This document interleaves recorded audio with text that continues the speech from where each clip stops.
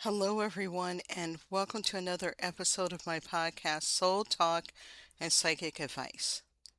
Today, we're talking about a pattern that many empaths, healers, highly sensitive people, and spiritually aware individuals know all too well. It's called being the emotional absorber. The emotional absorber is a person who walks into a room and immediately feels the energy. They can sense tension before anyone says a word. They notice shifts in mood. They feel the sadness, anxiety, frustration, grief, or anger of those around them. And while this sensitivity can be a gift, it can also become a burden. Because many emotional absorbers don't just notice emotions, they carry them. They take them home. They think about them all night. They feel responsible for them. They try to fix them. They definitely do that. And eventually, they become emotionally exhausted. One of the biggest misconceptions about among empaths is the belief that being compassionate means absorbing. I see this a lot. A lot of people think it's just my cross to bear. No, it isn't. That being loving means caring. No. That being intuitive means taking on the emotional weight of everyone around you. No, but that's not empathy. That's emotional enmeshment. And over time, it can create burnout, anxiety, overwhelm, and a profound disconnection from your own emotional experience. You are allowed autonomy. Even as an empath, a healer, a psychic, you're allowed to be an individual. It does not mean I must take on the problems of the world because you're feeling them. So today, we're going to talk about why the emotional absorbers develop this pattern, how it affects relationships, the nervous system, and intuitive abilities, and how to remain compassionate without carrying what isn't yours. It's called being compassionate detachment. You can be compassionate, you can be empathetic, and detach yourself some from the situation, because if you don't, you won't have any form of boundaries, and eventually you will get drained, you will get sick, things will go wrong because your spirit guides, your body is screaming at you to stop doing this stuff. But I know that we're really not taught, until now, really recently, that you don't have to carry all this as a emotional absorber. But it's time to learn how to stop this pattern. What is an emotional absorber? An emotional absorber is someone who unconsciously takes on the emotional states of others. Instead of noticing another person's feelings, they internalize them. Someone is anxious. Now they're anxious. Someone is angry. Now they feel unsettled. Someone is grieving. Now they're carrying the heaviness in their body. Many emotional absorbers have difficulty distinguishing between what belongs to them and what belongs to someone else. Especially if you grew up in a tense household where you had to keep the peace and manage adult emotions and walk on eggshells, you will carry this into adulthood. As a result, they often feel emotionally overwhelmed without understanding why. They may wake up feeling fine, interact with several people throughout the day, then suddenly feel exhausted, emotional, anxious, or depleted. Not because something happened to them, but because they've been carrying everyone else's emotional energy. Yeah, and you can't go outside and enjoy life or go to social gatherings or be around family or loved ones or even have a romantic relationship.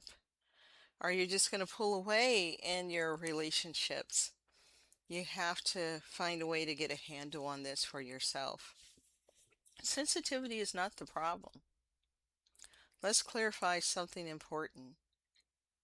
Being sensitive is not a weakness. Being empathic is not a problem. Being intuitive is not something that needs fixing.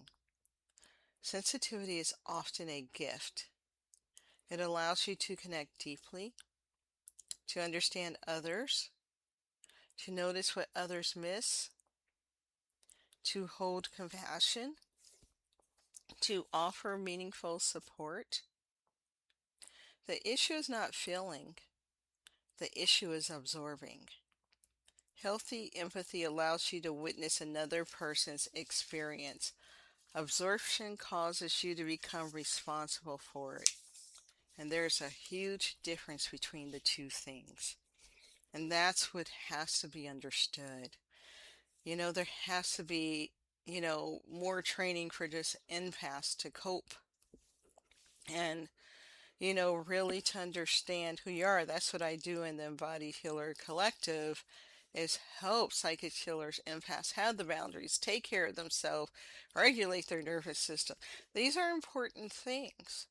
And I didn't realize this when I first got into this work, but I was wondering, why is everyone a mess? Why is everybody mean and stressed out and angry and don't really want to do their work? And it's because they had no support for themselves. They weren't regulated. They didn't have boundaries. They're just like, well, this is what I'm supposed to do. And you start hating the work when this is beautiful work, to work in the, spiritual healing professions.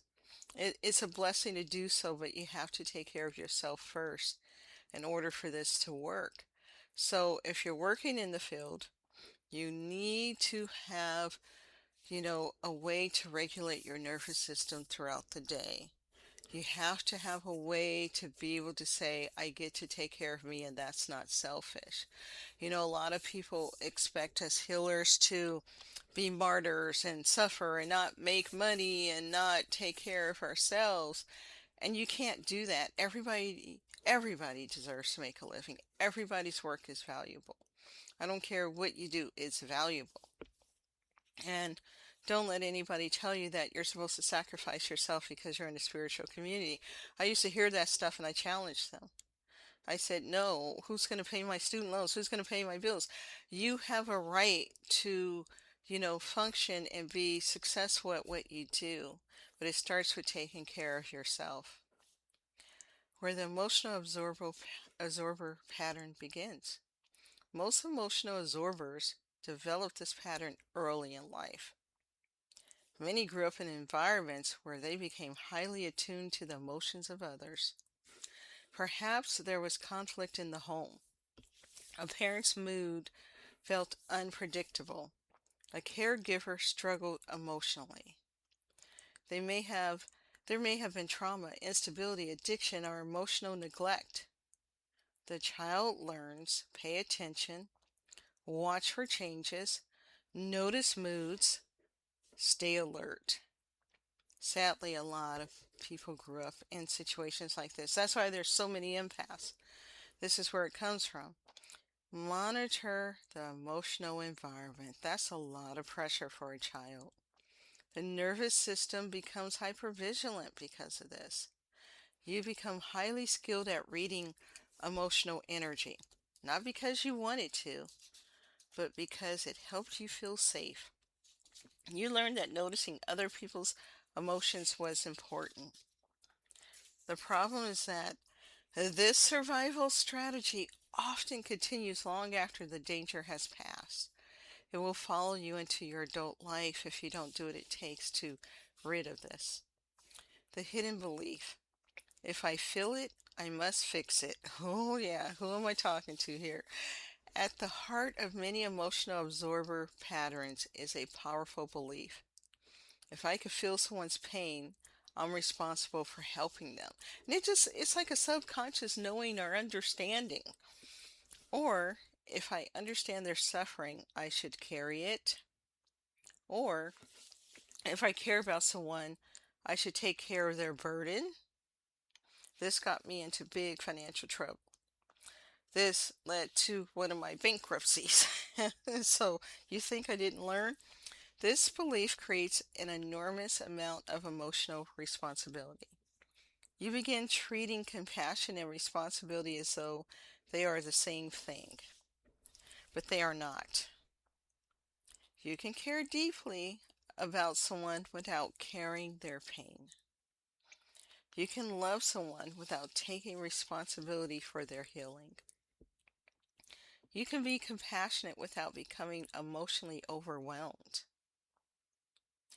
The difference between empathy and responsibility, because these get intertwined, and people don't want to look like they lack empathy. They want to be a good person, a caring person, because a person who lacks empathy is a narcissist, a sociopath, a psychopath, and who wants to be considered those things. But manipulators will tell you that you lack empathy if you tell them no. Okay, so this distinction can change your life. Empathy says, I understand that you're hurting. That's what empathy says. Responsibility says, I need to make your pain go away. Empathy says, I care about your experience, because you do. Responsibility says, I must carry your experience. You cannot walk their path for them. Empathy creates connection. Responsibility creates burden. Many emotional absorbers confuse the two. They assume if they stop carrying other people's emotions, that they will become selfish or worse. But that's not true. Healthy empathy allows people to have their own emotional experiences while remaining connected and compassionate. And it's really sad because people will just carry these beliefs as truth and get mad at people who don't feel the same way. That you have to carry and care to the point where you sacrifice yourself. And you really have to do the inner work to stop that. It takes time. I had to do a lot of heavy inner work before I can set a boundary and say, I care what you're going through, but I cannot not pay my bills in order to pay yours. I'm going to do a whole podcast on that because I know a lot of people have issues with that. How emotional absorption shows up in daily life. Many people don't realize how often this pattern appears. You may be an emotional absorber if you feel drained after conversations. You worry about people constantly. You struggle to stop thinking about others' problems. You feel guilty when someone is upset. You absorb the mood of the room. You feel emotionally exhausted after helping. You have difficulty separating your emotions from someone else's. You feel responsible for keeping others happy. Yeah, a lot of people like that. You often leave interactions feeling depleted. You carry emotional heaviness that doesn't seem connected to your own life. Over time, this creates emotional fatigue. You become overwhelmed by emotions that were never yours to process. And this happens a lot in the spiritual community. And I think some people could be driven crazy. They could really stress themselves out and give themselves anxiety and depression. And some people may feel, I'm going to say the word, suicidal behind this, because you got to have balance. You got to have compassionate detachment. Emotional absorption in relationships. Relationships can become especially challenging for emotional absorbers. You may feel responsible for your partner's happiness. You may monitor their mood constantly. You may try to prevent discomfort. You may absorb their stress. You may take responsibility for problems that aren't yours. When your partner struggles, you struggle. When they're anxious, you're anxious. When they're upset, you feel responsible. And this creates unhealthy dynamic because no one is meant to regulate another adult's emotional experience. Healthy relationships require emotional ownership. Each person is responsible for their own inner world. And a lot of people think, well, I can't be happy if my partner isn't happy. But this is the time when your partner is struggling to be, I hate to say the word strong, but to be the aware, to be the grounded, to be the regulated person, to help them through it, but not be like, they're sad, so I'm sad, and oh my goodness, the world's falling apart. No, this is when you really have to step up and rise to the occasion and help them through this. And if you lower your vibration down to their suffering, then you guys never get out of this. The situation never improves. So that's why you don't want to do that. You want to be able to say, I'm going to have to carry it for a moment. Because relationships aren't always 50-50. Sometimes they're 90-10, or 95-5 when your partner's really struggling. So be able to be regulated, do your inner work so that you can carry things and help your partner when they're going through something tough. Because tough things will happen during a relationship. Emotional absorption and the nervous system. As a somatic practitioner, I want to emphasize that emotional absorption is often rooted in nervous system dysregulation. The nervous system learned, pay attention, stay alert, notice everything, monitor everyone, prevent problems. This constant scanning creates exhaustion. Your body never fully relaxes. Your system remains hyper aware. You become emotionally overloaded. Many emotional absorbers mistakenly believe they have an energetic problem. Often what they're experiencing is a nervous system pattern. Their body has learned to track everyone else's emotional state while ignoring its own. Healing requires teaching the nervous system that it is safe to stay connected to yourself. And, we learn this at a young age to notice everything, hyper awareness.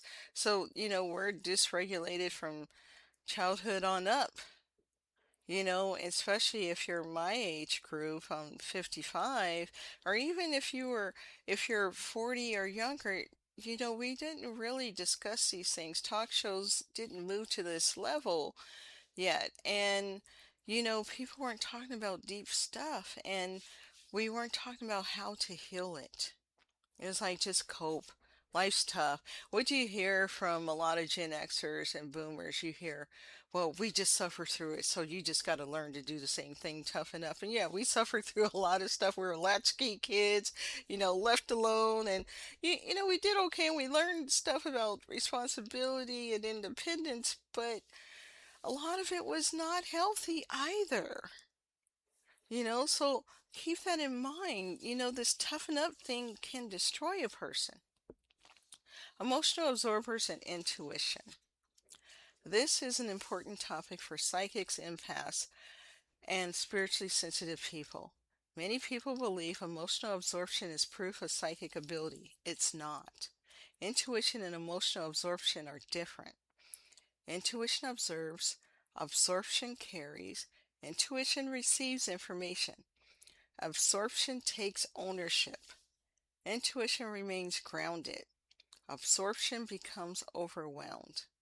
In fact, emotional absorption often interferes with intuitive accuracy.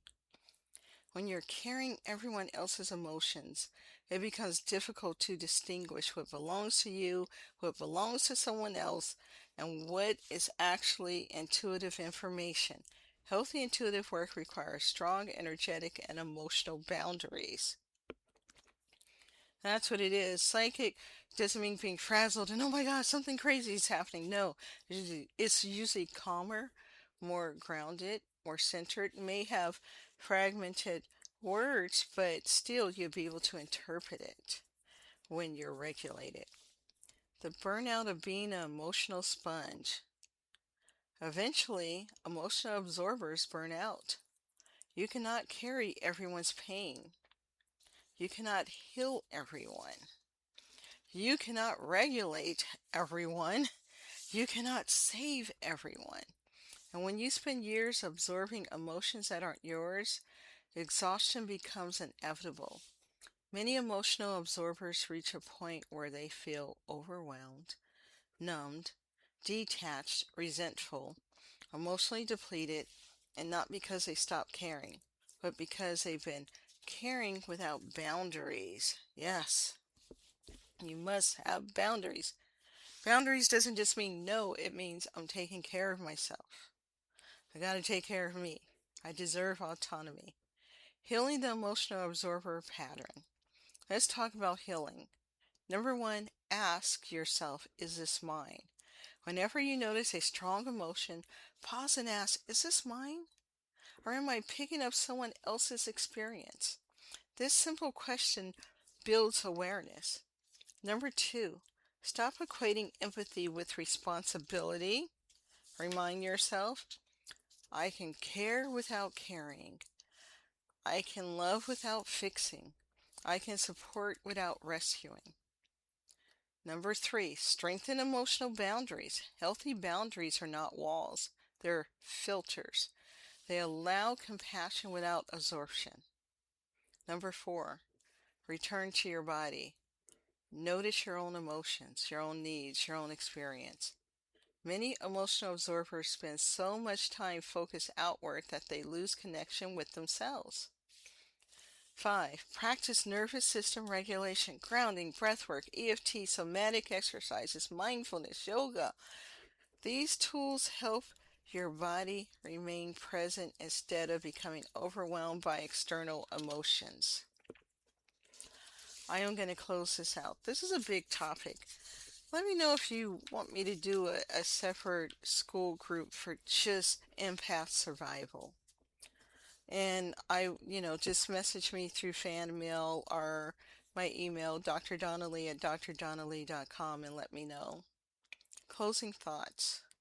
If you recognize yourself in today's episode, I want you to know this.